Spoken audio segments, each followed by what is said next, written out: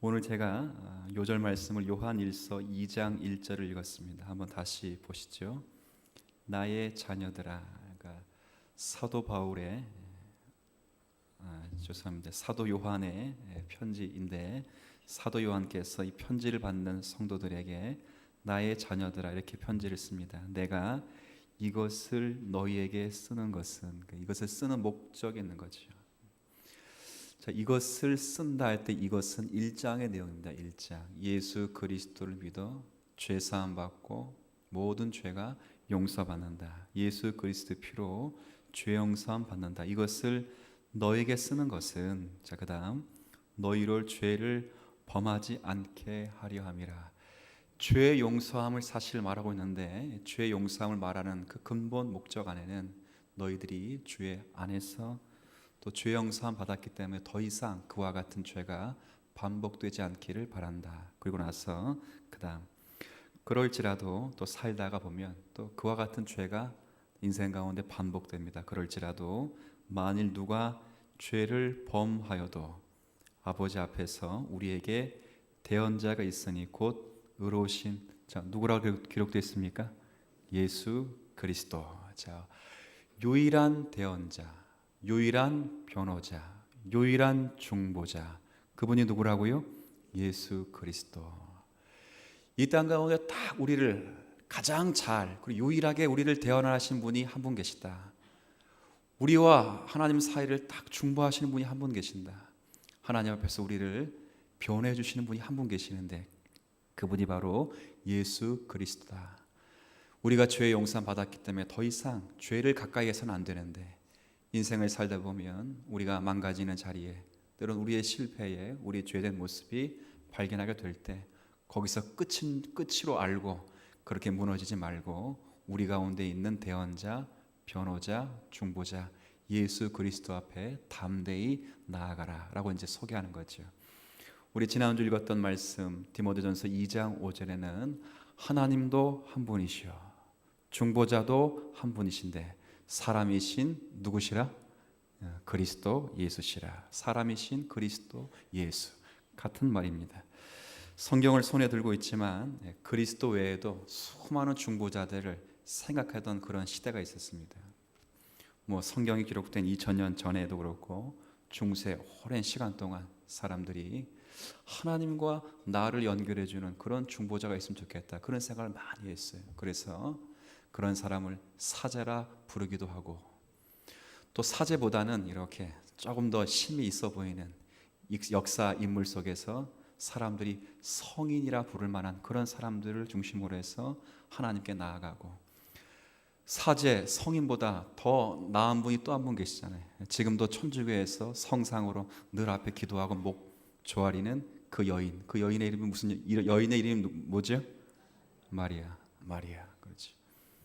그렇게 나아가는 거. 그걸 중보자로 삼고 하나님께 나아가죠. 그럴 때 아니라 우리에게 있는 유일한 중보자, 대언자, 변호자는 예수 그리스도 한 분이시라. 이게 오늘 벨직 신앙 고백서의 그 내용 가운데 핵심인 것입니다. 한 권사님이 그러더라고요. 성경 공부를 하는데 우리는 이렇게 말하죠. 마리아는 중보자가 아니다.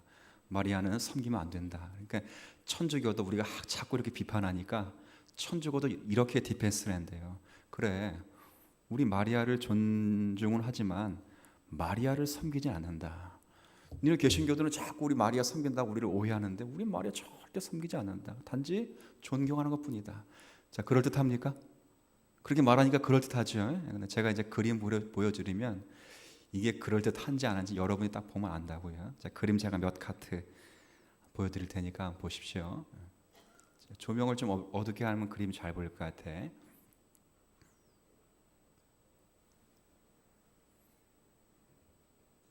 뒤에는 어둡게 안 해도 되고 앞에만 어둡게 하면 돼. 뒤엔 잘 봐야지. 아, 우리 아내가 그러는 거예요? 아, 몰랐네. 혼내지 마 집에 가서 나. 잘 보입니까? 네, 잘 보여요. 네. 이게 이제 누가 그린 그림이냐면 프랑스 화가인 폴 고갱이라는 분이 그랬어요. 네, 프랑스 화가 폴 고갱. 이게 제목이 뭐라고 했냐면 이아 오라나 마리아. 제목에 뭐 읽어주시 제목 보입니까? 글씨로 한번 읽어보세요. 시작. 이야 오라나 마리아. 마리아는 알겠죠? 마리아. 이게 이제 타이티어라고 하는데요. 프랑스의 지배를 받았던 한 섬, 그 섬의 종족들이에요. 그러니까 폴 고갱이라는 분이 프랑스 분이니까 그 섬에 맞게 그림을 그린 거예요. 자, 제가 질문합니다. 이야 오라나 마리아는 제가 좀 이따 설명하고, 자, 여기서 예수님은 누굴까요? 여기서 그림 가운데 예수님 찾아보세요. 예? 어깨에 매여 있는 분이 누구예요? 예수님. 그럼 그 어깨에 아기를 안고 있는 분은 누굴까요? 붉은 치마 마리아. 그리고 두 여인은 그 마리아에 대해서 어떻게 하고 있어요? 손을 모으고 뭐라 말한다고요? 이야 오라나 마리아. 이야 오라나 마리아를 라틴어로 제가 라틴어 잘하진 않은데 라틴어로 하면 아하 그럴까? 자, 뭔가 하면 아베 마리아. 들어봤어요? 어디서 들어봤어요? 노래죠. 민요원 괴로워에서 김하중 씨가 마리아 아베 마리아 그러잖아요. 그게 바로 이야 오라나 마리아. 뜻은 마리아여 우리가 당신을 예배합니다. 아베 마리아 아무 때나 노래 부르지 마세요. 우리 교원 가운데 보니까 지나가면서 마리아 아베 마리아 뭐래. 우리 애도 그렇게 부르다 우리 애도. 부르지 마. 그게 뭔데? 마리아여 우리가 당신을 경배하고 숭배합니다. 이거. 우리 교회에서는 다시는 안 부르겠죠 이제, 그죠? 다시 부르는 분이 계시면 오후 예배에 참여 안 한 것들이 생각되는 거예요. 그렇다고 이게 마리아를 예배하는 거야. 1892년 정도에 그런 거로 기억되는데 이제 자, 그럼 제가 물어보죠. 이 그림 가운데 두 분 예수님하고 마리아 분이 계시는데 누구에게 기도하고 싶습니까? 그냥 그림만 딱 봐봐. 누구에게 기도하고 싶어요? 그 예수님 힘이나 있어 보입니까? 아니 푹 쳐져가지고. 그럼 바꿔 말해서 예수님 말귀라도 알아듣겠습니까? 좀 봐봐. 말귀 알아듣겠어 이거? 거의 뭐 죽은 시체처럼 콕 누워가지고 그냥 마리아 품에 샥 안겨가지고 그냥 별 힘이 없어. 이 당시 종교 이 천주교는 이런 신앙. 자, 다음 그림은 더 노골적이에요. 다음 그림. 자, 보세요. 밑에 이제 연옥에 있고 또 밑에 땅에 있는 세 개가 천사 붙잡고 가는데 천사는 누구에게 지금 나가죠? 잘 보면 저 위에 있는 사람들은 뭐 사제, 성인, 복자 이런 사람들이에요. 밑에 있는 사람은 연옥 있는 사람들이고 위에 있는 사람들은 그나마 좀 레벨이 좀 높은 복자, 성인 그런 분이에요. 근데 그 가운데 복자, 성인, 사제 모두가 누구를 향해 있어요 지금? 마리아. 마리아는 누구를 안고 있습니까? 제가 이제 물어보죠. 누구에게 기도하고 싶습니까? 자 보면 누가 힘이 제일 세 보여 저기 있어요. 마리아. 그리고도 마리아 경배 안 했는데 이 사람들은 마리아를 존중할 뿐이래. 마리아 나중에 찾아보세요. 기도문에 관해서 마리아에 대한 기도문이 얼마나 강한지 제가 적어왔는데 못 읽겠어. 내가 승질 나가지고 그래서 안 읽을게. 제가 적어왔어요. 자, 이제 프란시스코가 8월 달에 한국에 내방했잖아요. 지난 8월 달에. 그래서 대전에서 이제 성모 승천 주의를 지켰다고요. 그때 마리아는 어떻게 생겼냐 보십시오. 다음 그림. 이게 잘 보이는지 제가 컴퓨터 서핑하는 실력이 좋지 않아서 아무리 찾아보려도 이것밖에 못 찾았어요. 그 다음 그림을. 뭐 비슷한데 전 그림 봐봐요. 전 그림. 자, 마리아가 많이 본 모습이죠. 저 머리에다 뭘 꽂았습니까 지금? 마리아예요, 마리아. 앞으로 한국 교회에 저런 마리아와 아이가 이제 등장할 거예요. 저 품에 안긴 저거죠. 옥동자 옷을 입고 있는 저 양반은 누구죠 지금? 예수님이 예수님. 마리아가 우리나라 사람입니까? 각 나라마다 특이한 마리아를 만들어 놓고 그 마리아를 통해서 예수님께 하나님께 가까이 나아가도록 하지요. 8월 달에 그분이 들어와서 교황이 들어와서 그렇죠. 10옥씩 복자를 인정해서 123명을 복자로 인정하고 이제 그분을 통해서 또 예수 하나님께 나아가도록 그렇게 됐다. 그런데 우리의 유일한 중보자는 마리아도 아니고 성인도 아니고 사제도 아니고 누구밖에 없다고요? 진심으로 믿으십니까? 근데 이렇게 진심으로 믿는데 이런 분들이 계셔요. 이게 조금은 다른 예일지라도 전 그걸 이렇게 생각해야 돼요. 우리의 진정한 중보자는 예수밖에 없는데 저와 여러분들이 저의 기도 부탁, 목사님 기도해 주세요. 제가 기도하면 조금 더 빠를 것 같은지 모르겠지만 저한테 기도 부탁을 한다고. 그럴 때 저한테 기도 부탁을 하고 여러분이 기도하지 않으면 자, 중보자를 누구로 인정한 겁니까? 저로 인정한 겁니다. 아시겠습니까? 제게 기도 부탁을 하시는 분들은 제게 기도 부탁한 만큼 기도를 하셔야 돼, 안 하셔야 돼? 하셔야죠. 이게 기독교 정신이요. 기도 부탁은 사자가 듣고 신앙인이 안 하는 게 아니고 사자가 듣고 신앙인이 원래 했었어야죠. 근데 신앙인들이 못하니까 사자가 대신 그 자리를 메꾼 거라고요. 근데 한국 교회도 희한한 풍토가 생겨가지고 목사에게 기도 부탁을 했는데 한 거로 끝나. 그리고 본인은 목사님이 다 알아서 해주겠지. 안 되면, 잘 되면 목사님 탓, 안 돼도 누구 탓? 걸릴 게 없어요. 보험 딱 들어놨어. 목사님께 기도 부탁을 했으니까 잘 되면 누구 탓?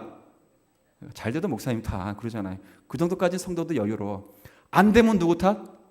목사님 탓이야. 그럼 괜찮아. 그냥 딱 걸어놨으니까. 그게 아니라니까요. 성도들은 제게 기도 부탁을 해도 제게 기도 부탁을 하는 그 정신으로 예수 그리스도께 진솔하게 나아가셔야 그게 제대로 된 중보자를 의지하는 힘이 되는 것입니다. 이런 은혜가 있게 될 진심으로 바랄게요. 자, 불 환하게 켜세요. 동방교회랑 천주교회는 좀 약간 어둠침침해요. 아까 좀 전에 불 끄니까 분위기 좋아요, 안 좋아요? 좋죠. 약간 음산하고 뭐가 샥 나오고 여기서 막 뭐라 그럴까요? 막 뿌연 연기가 나오면 뭐가 딱 등장할 것 같죠? 근데 개신교는 그게 아니야. 불을 바짝 켜. 왜 불을 바짝 켜죠? 우리는 뭘 읽어야 되기 때문에? 성경. 그럼 천주교하고 동방교회는 성경을 읽어야 안 읽어? 안 읽어, 잘 안 읽어. 지금이야 이제 하도 개신교가 이게 읽다 보니까 지금은 불교를 가도 뭐가 있냐면 참불가 성경학교가 있고 저기 구룡사 아시죠? 강남에 있는 거 오른쪽에 구룡사. 거기 사랑있게 옥하는 목사님이 제자 훈련했잖아요. 그 제자 훈련을 도용해가지고 지금 제자 훈련 코스에 2만 명의 신도가 있대. 2만 명의. 그 누가 하는 겁니까? 개신교가 하는 사람들을 그대로 흉내내가지고 지금 그 구룡사라는 절이 지금 제자 훈련을 하는데 2만 명이 있어. 다 기독교가 그렇게 하니까 따라가는 거죠. 이 개신교는 불을 환하게 켜고 성경을 밝게 읽도록 하는 것이 바로 개신교. 자, 우리 지난 26조 우리가 읽지 못했지만 좀 읽어보도록 하죠. 읽으면 아마 딱 이렇게 눈에 들어옵니다. 첫 문장 한번 좀 봐주세요. 첫 번째 26조 첫 번째 문단. 자, 같이 한번 읽어볼까요? 시작. 우리는 유일하신 중보자이시며 대언자이신 의로우신 예수 그리스도를 통하지 않고는 하나님께로 나아갈 수 없음을 믿습니다. 이런 목적으로 그리스도께서는 사람이 되시었고 신성과 인성을 함께 가지셨으므로 우리 사람들이 하나님의 위엄으로 나아가는데 방해를 받지 않게 되었습니다. 제가 좀 끊어 읽을게요.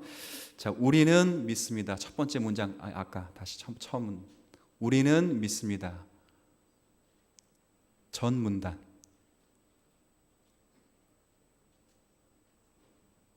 자, 우리는 믿습니다. 우리는 자, 뭘 믿는가? 잘 보세요. 우리는 예수 그리스도가 아니면 하나님께 나아갈 수 없음을 믿습니다. 여러분 눈으로 확인하시면 돼요. 첫 번째, 우리는 믿습니다. 뭘 믿는가? 예수 그리스도를 통하지 않고서는 하나님께 나아갈 수 있다 없다?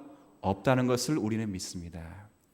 그 예수 그리스도가 누구신가? 여기 유일하신 중보자, 유일하신 대언자, 유일하신 의로우신 분이십니다. 자, 눈에 들어왔어요? 다시. 우리는 믿습니다. 뭘 믿는가? 예수 그리스도를 통하지 않고는 하나님께 나아갈 수 없다는 것을 믿습니다. 자, 그 예수님이 누구신가? 유일한 오직 한 분이신 중보자, 오직 한 분이신 대언자, 오직 한 분이신 의로운 분. 그죠? 자, 자, 그 다음 문장 보세요. 그 다음 문장 보면 이런 목적으로, 그러니까 우리에게 대언자가 되시고 또 우리에게 중보자가 되시기 위하여 그런 목적으로 그리스도께서는 무엇이 되셨어요? 사람이 되셨습니다. 그래서 사람이 되셨던 2000년 전에 사람이 되셨던 그때로부터 예수님은 신성과 인성이 함께 존재합니다. 그렇죠? 자, 그럴 때 왜 참 하나님이시 되는가? 우리의 형벌을 감당해 내기 위해서는 하나님이 되셔야 되고, 왜 사람이 되는가? 내가 받을 형벌을 받아야 되기 때문에 사람이 친히 되셨습니다. 자, 지금부터 제가 물을 테 한번 틀릴 수 있으니까 너무 미안하지 마시고 한번 여러분의 신앙을 점검해 보는 차원에서 한번 대답해 보세요. 예수님은 지금 죽으시고 부활하셨고 하나님 보좌 우편에 앉아 계신다. 아멘입니까? 그분은 참 하나님이십니다. 아멘입니까? 자, 그다음에 지금 살아계신 하나님 우편에 앉아 계신 예수님은 사람입니다. 아멘입니까? 자, 다시 해볼게요. 예수 그리스도가 이 땅에 오시고 우리를 위해 죽으시고 부활하시고 승천하셔서 하나님 보좌 우편에 앉아 계시는데 그분이 살아계신 하나님이십니다. 아멘. 그분이 참 사람입니다. 아멘. 자신이 없어요. 하나님인 건 믿겠는데 사람인 건 바꿔 말해요. 하나님 보좌 우편에 앉아 계신 분은 육체가 있습니다. 아멘.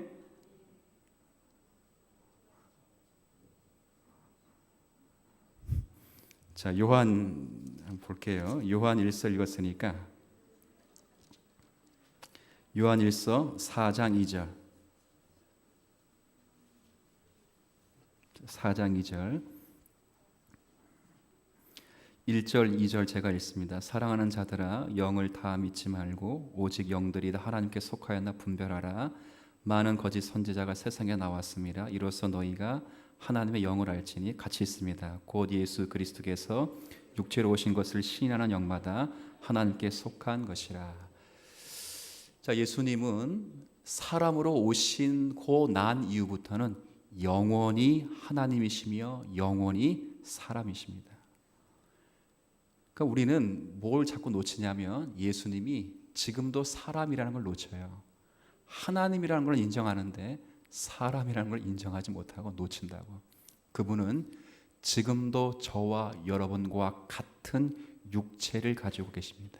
그런데 그 육체가 우리와 같이 썩어질 것이 아닌 부활체이기 때문에 본질적으로 다를 뿐 부활체가 우리의 육체입니다.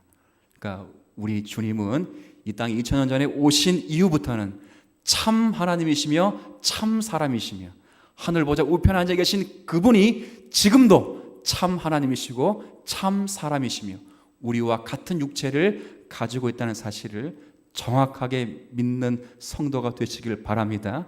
이거 안 믿으면 그 영은 세상으로 나온 영이라고요. 확실히 알고 믿어야죠. 요걸 삐집고 들어오는 사람들이 이단이에요. 제가 볼 때는 오늘 반 정도는 이단에 아마 넘어갔을 수도 있을 것 같아요. 주님 사랑교회 다니는데 신앙 고백하는데요. 딱 물으면 넘어가. 주님 사랑교회 권사인데요. 딱 넘어갈 수 있다니까. 우리가 성경 공부를 하는 게 그냥 지식을 얻는 게 아닙니다. 이 지식을 통하여 믿음의 고백을 하고 이 믿음의 고백까지 우리의 신앙의 인격을 걷다 거는 거죠. 이게 교리 공부하는 목적이에요. 그냥 달달달달 뭘 외우는 거 그런 거 하기 위해서 제가 교리 공부하는 것이 아니라 교리 공부를 통해서 예수님이 누구신지를 바로 붙잡고 그 사람이시기 때문에 우리 마음을 알아요. 여러분 잘 보세요. 어릴 때 실수 많이 하는 사람 2명의 학생이 있어요. 저도 고등학교를 졸업하고 선생님을 잘 못 찾아갑니다. 근데 선생님을 찾아갈 때 꼭 이렇게 2명의 부류가 있는데 어떤 부류가 선생님을 더 잘 찾아가는지 보세요. 공부 열심히 해서 좋은 대학 가가지고 그런 사람이 잘 찾아갈 것 같아? 아니면 고등학교 내내 선생님이 말 더럽게 안 듣고 애들 좁혀고 맨날 지지나 나머지 공부 그 둘 중에 누가 더 잘 찾아갈까요? 그래 더 잘 찾아간다고요. 예수님이 우리의 마음을 동정할 수 있는 것은 사람이 되셨을 뿐 아니라 지금도 영원한 인성을 가지고 계시기 때문에 우리를 동정하시는 거예요. 하나님이 우리와 같이 되셨고 지금도 우리와 같은 성정을 가지고 계시기 때문에 저와 여러분을 중보하시는 것이지, 하나님이 너무 거룩하고 우리를 모른다면 우리는 하나님 앞에 다 녹아 없어지고 설 수가 없지요. 그런데 지금도 살아계신 예수님이 하나님이시고 참 사람이시기 때문에, 저와 여러분과 같은 성정을 가지시고 계신 분이기 때문에 지금도 저와 여러분을 중보하시기에 부족함이 없고 소홀함이 없는 거룩하신 주님이신 줄 믿어 의심치 않는 성도들이 되시기를 바랍니다. 자, 중보자의 직무가 뭐예요? 중보자의 직무는 하나님과 사람 사이에 그 계제되어 있는 적대의 관계를 해소하는 거예요. 그러니까 하나님과 우리를 붙여놓으면 하나님은 너무 거룩하잖아요. 그러니까 우리는 다 소멸된다고요. 그러니까 그 사이에 중보자가 계셔서 하나님과 우리를 연결시키는 겁니다. 마치 아버지와 아들의 그 관계를 누가 연결하냐면 어머니가 연결하듯이 그렇게 연결을 하는 거지요. 사실 어렵습니다. 이제 저도 학교 다닐 때 선생님 앞에만 서면 이게 말이 안 나와. 왜? 뭐에 눌리냐면 그 권위에 눌리기 때문에 말이 안 나와요. 우리도 하나님의 그 거룩한 앞에 서면 이게 말이 안 나오죠. 아무것도 아니죠. 근데 누가 우리를 대신하여 말하냐면 우리의 중보자 대신 예수 그리스도가 우리를 향하여 우리를 대신하여 하나님께 중보하시기 때문에 저와 여러분이 있는 거예요. 여러분이 죄를 안 짓거나 또 여러분이 잘나서 되는 것이 아니라 예수 그리스도가 우리의 중보자이시기 때문에 그런 것입니다. 자, 그 다음 문장 한번 읽어보시죠. 그 다음 문장입니다. 그러나 한번 같이 읽습니다. 시작. 그러나 성부께서 우리 사이에 세워놓으신 이 중보자께서는 당신의 위대하심으로 우리를 위협하지 않으시는데 우리가 우리의 선택에 따라 또 다른 중보자를 찾을 수야 있겠습니까? 하늘과 땅에서 예수 그리스도보다 더 우리를 사랑하는 어떤 피조물도 없습니다. 자, 이 말은 제가 이제 설명을 할게요. 하나님과 우리 사이에 하나님의 중보자를 누굴 세웠어요? 근데 이분이 너무 커. 너무 위대하신 분이야. 그러니까 너무 크고 너무 위대하신 분이니까 미안한 거야. 그리고 미안하기 뿐만 아니라 너무 위대하니까 다가가기를 꺼려해요. 그래서 너무 크고 너무 위대하기 때문에 다른 중보자를 찾는다면 찾을 수가 없다는 거예요. 뭐 때문에 찾을 수 없냐면 그 다음 저기 제가 마지막 보면 여기 지금 그 전이래, 죄송합니다. 하늘과 땅에서 예수 그리스도보다 우리를 사랑하는 어떤 피조물도 그 다음 뭐라고 되어 있어요? 없기 때문에. 그러니까 그 중보자가 아무리 클지라도 아무리 위대할지라도 그분이 우리에게 유일한 중보자가 되는 것은 그분이 우리를 가장 많이 사랑하시기 때문에 그렇습니다. 그러니까 여러분을 사랑하는 사람들을 곰곰이 생각해 보세요. 그러니까 여러분을 이 세상에서 가장 사랑하는 분이 계신데 그분이 바로 누구냐면 예수 그리스도라는 거죠. 그러니까 더 이상 그분이 크다고 해서 다른 중보자를 찾을 수 없다는 것입니다. 자, 다음 문단을 한번 같이 이렇게 보세요. 다음 문장. 제가 미리 설명을 하고 좀 얘기할게요.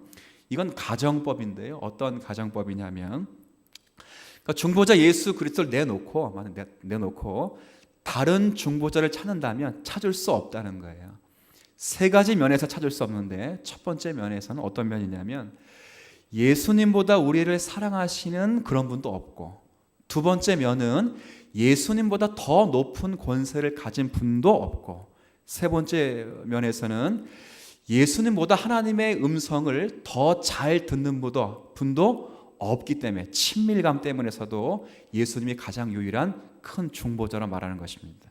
제가 한번 읽어갈게요. 여러분의 눈으로 좀 확인하세요. 비록 그리스도께서 하나님의 본체이셨을지라도 자기를 비워 우리를 위하여 사람의 형체와 종의 형체를 취하시고 모든 면에서 형제들과 같이 되셨습니다. 자, 그 다음, 그러므로 우리가 다른 중보자를 찾는다면 첫 번째, 어떤 면에서 찾을 수 없는가? 그 다음 보십시오. 우리는 심지어 우리가 당신의 원수였을 동안도 우리를 위하여 당신의 생명을 내어주신 그분보다 우리를 더 사랑하는 분을 찾을 수 있다 없다? 없다는 거예요. 그러니까 사랑적인 면에서도 우리를 사랑하시는 분이 없는데, 더 사랑하는 분이 없는데 어떻게 우리를 사랑했냐면 로마서 말씀 한번 좀 가보시죠. 저 글씨가 로마서 5장인데 한번 보십시오. 로마서 5장 8절 한번 가보세요.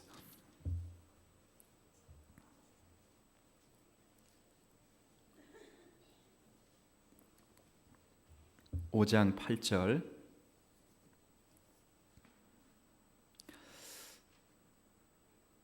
오장 8절 한번 같이 읽습니다. 시작. 우리가 아직 죄인 되었을 때에 그리스도께서 우리를 위하여 죽으심으로 우리에 대한 자기 사랑을 확증하셨느니라. 언제 우리를 위해 죽으셨다고? 우리가 아직 뭐 됐을 때? 죄인 되었을 때. 10절 같이 씁니다. 곧 우리가 원수 되었을 때에 그의 아들의 죽으심으로 말미암아 하나님과 화목하게 되었은즉 화목하게 된 자로서는 더욱 그의 살아나심으로 말미암아 구원을 받을 것이라. 언제 하나님께서 은혜를 베푸셨다고요? 우리가 아직 원수 되었을 때에. 그러니까 이 땅에서 다른 중보자를 찾게 될 때 어떤 면에서 다른 중보자를 찾을 수 없는 첫 번째는 예수님보다 우리를 더 사랑하는 존재가 이 세상에 없다는 거예요.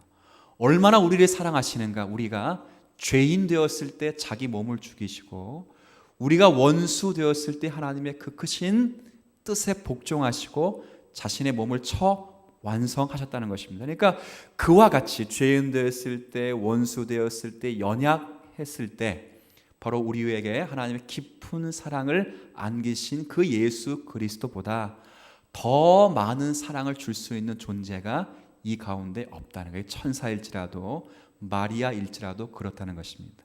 두 번째는 그 다음 문단에 보면 이렇게 되어 있어요. 두 번째는 어떤 면에서 이런 중보자를 찾을 수 없냐면 만일 우리가 권세와 능력을 가진 분을 찾는다면 성부의 오른편에 앉아 계시고 하늘과 땅에서 모든 권세를 가지신 그분 외에 누가 더 있겠습니다. 그러면 있겠습니까? 그러면 예수 그리스도보다 더 권세 있는 중보자는 있다는 말이 없다는 말이 없다는 말이에요. 마태복음 하나 읽어보죠. 이 5절 말씀을 마태복음에서 가져왔습니다. 마태복음 28장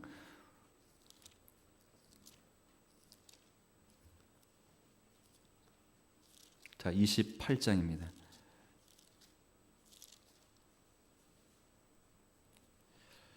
28장 18절.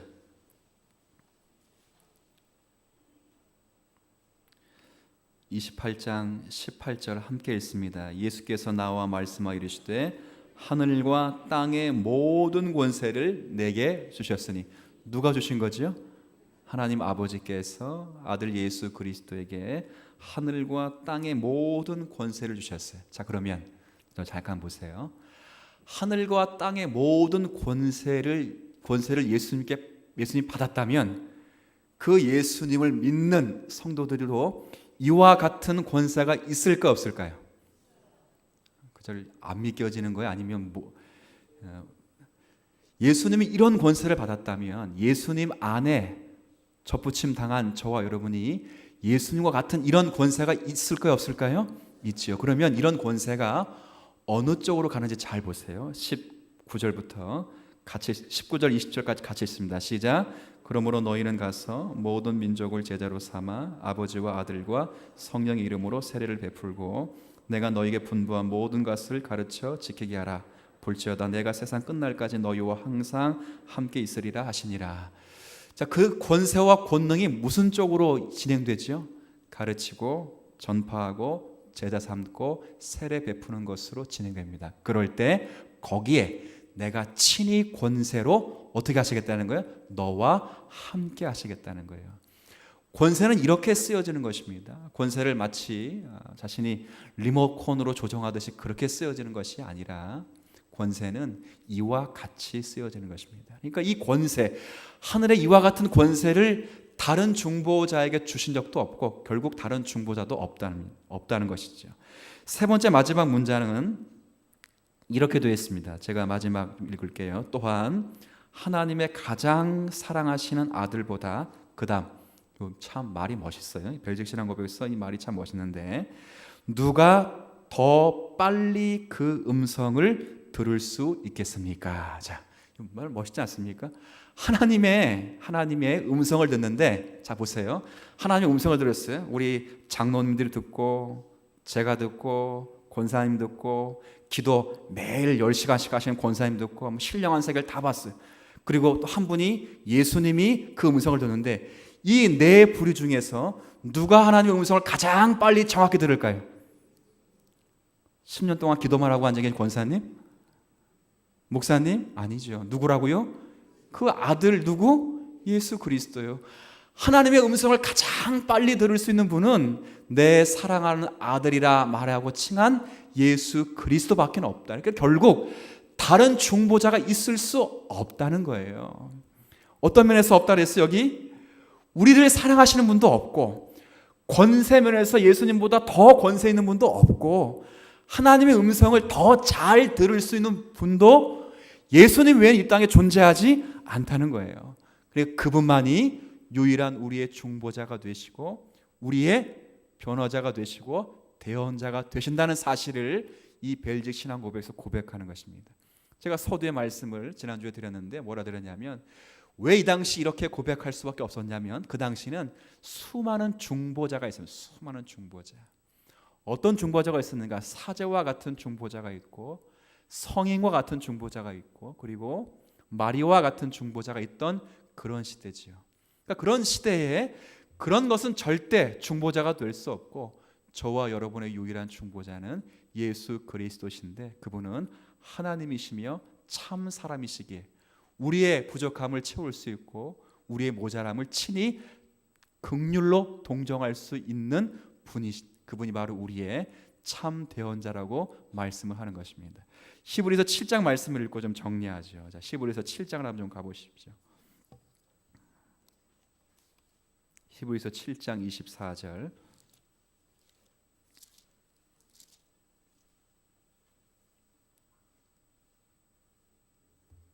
히브리서 7장입니다. 24절, 25절 한번 같이 읽습니다. 시작.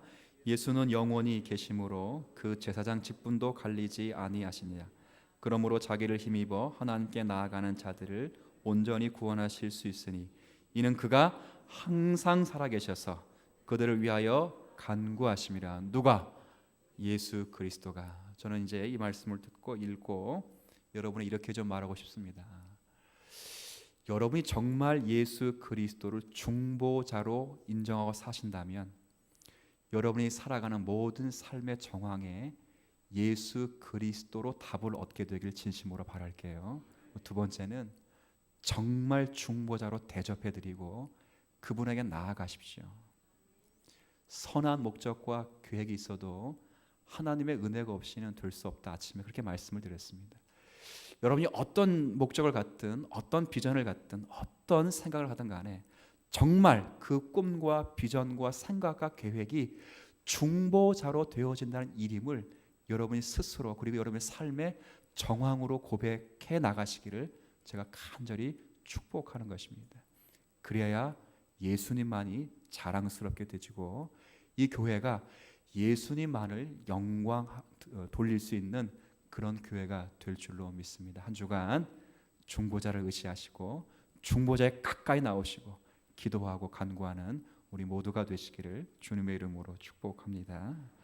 하나님 아버지, 우리보다 우리를 더 사랑하는 어떠한 것도 없고 우리에게 다가오시는 그 능력보다 더 큰 권세와 능력을 가진 어떠한 존재도 없으며 하나님의 음성을 더 잘 듣는 어떠한 대상도 우리 가운데는 존재하지 않습니다.